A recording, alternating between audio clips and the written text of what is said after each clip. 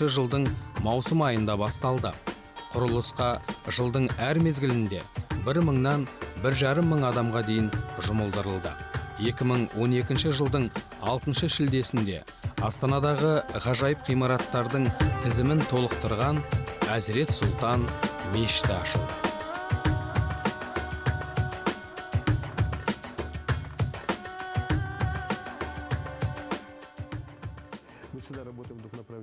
Біз әрқашанда екі бағытта жұмыс істейміз. Осы жолда классикалық және озық жоба жасадық. Екінші жоба Алмас Аллах деп аталды. Ол қырлы, ерекше әрі қызықты.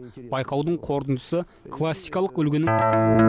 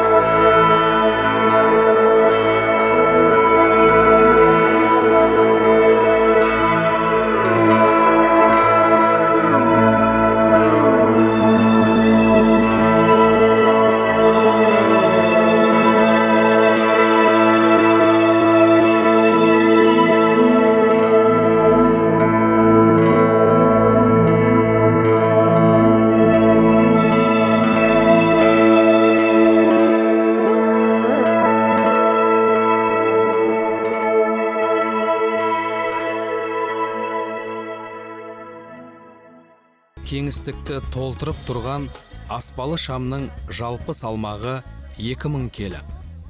Алып аспалы шам Түркиядан алдыртылған. Аспалы, қабырғаға ілінген және кіріктіріліп салынған көптеген шамдар мешіттің ішін сәулелендіріп тұр. Ал сыртқы жарық беретін шамдар қараңғы уақытта мешіттің әдемі сәулет қырларын айшықтап тұрады.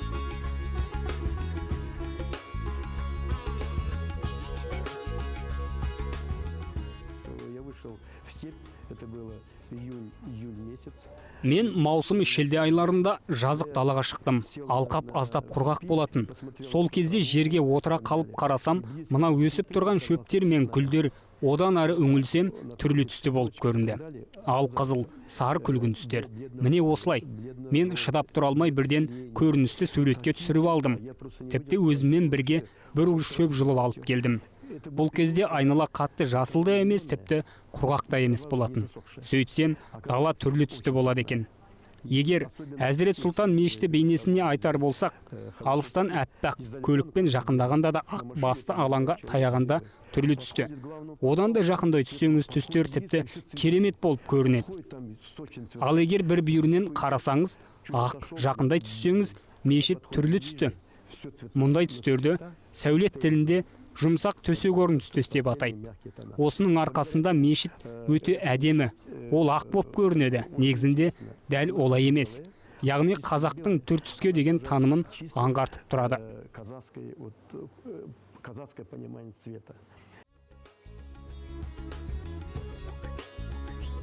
Атам заманнан бері мінәжат сәулеті, рух пен материя, дене мен жанның арасындағы ашық шекараны айқындауға бағытталған. Діни және киелі ғимараттар алып әрі әсерлі болады. Ертеректе ислам сәулетіне Византия сәулеті қатты ықпал етті. Әсіресе дөңгелек арка, күмбездер сияқты элементтер. Олардың жиынтығы Әзірет Сұлтан мешітін тұтас сәулет кескіні жасалған ғимарат етіп көрсетеді. Ислам сәулетіндегі ең алғашқы стиль Омейядтар династиясы кезіндегі арабтардың мешіт үлгісі болып саналады. Ол мешіттер төртбұрышты немесе тікбұрышты, ауласы мен мінәжат бөлмесі жабық болған. Мұндай үлгідегі ескі мешіттердің көбісінің мінәжат залдарының төбесі тегіс жазық болғандықтан бағаналар мен тіреуіштер де көптеп салынған. Ислам әлемінің түрлі аумақтарында өзіндік ерекшеліктері бар мешіттер бой түзеді. Солардың арасында кең тарағаны ертеректегі аббасидтік тікбұрышты мешіттер және орталық күмбезі бар Анатолий мешіттері. Әзірет Сұлтан мешітіне келсек, ол аталған екі үлгінің қосындысы. Оңтүстік батыс беті Анатолийлық үйлесімде, ал солтүстік шығысы аббасидтік мешіт үлгісінде. Мешіттің солтүстік шығыс кіреберісі исламға дейінгі Иран сәулет элементтерін пайдалана отырып салынған. Ол айван деп аталады және мешіттің есігінің алдында қосымша ғимараты болады. Элементтің пішіні ойықты жалғастыра отырып, алып тік бұрышты жартылай күмбезге еніп тұрған екі құрама қабырғаны құрайды. Айваның барын білдіретін құрылымдық шешім дәстүрге айналған. Оның себебі ислам тараған алғашқы кезеңде көптеген мешіттер зороастриялық шіркеулердің орнына қайта салынған. Ол жерлерде айвандар әулие отты сақтау үшін қолданылған.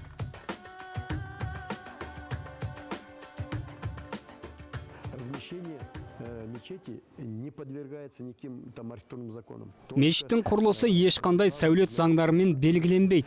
Бастысы михраб, яғни Меккеге құбылаға қаратып салынуы тиіс. Сондықтан да оның қиғашта орналасуы меніңше тартымды шыққан. Егер түзу болса мүмкін әсерсіз болып шығарым еді. Оның 45 градусқа бұрылуы діни заңдылық. Екіншіден, біз үлкен аумақта көгалдандырдық. Мен сізге тіпті айтайын, неге мешіт айналасында серуендеушілер өте көп деген мақала да шықты. Өйткені мешіттің айналасында көптеген субұрқақтар, гүлзарлар бар. Ол жерлерде жайлы әрі тыныш. Ағаштар әрине үлкен емес, бірақ олар әлі өседі. Шынында да ол жер серуендеп тынығуға таптырмайтын орын. Сондықтан халық өте көп жүреді. Мешіттің аумағы